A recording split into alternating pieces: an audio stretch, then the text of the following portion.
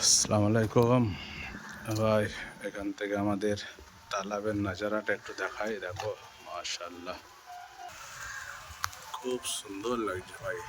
যে আবহাওয়াটা নেই, এখান থেকে নাজারাটা দেখলে ঘাট থেকে আমাদের মাশাআল্লাহ খুব সুন্দর লাগছে। দেখো পুকুরের পানিটা কত পরিষ্কার একদম, আর একদম সচ্ছল একদম। এই যে ঘাটটাও এভাবে হয়ে আছে ভাই, সুন্দর নাজারা লাগছে।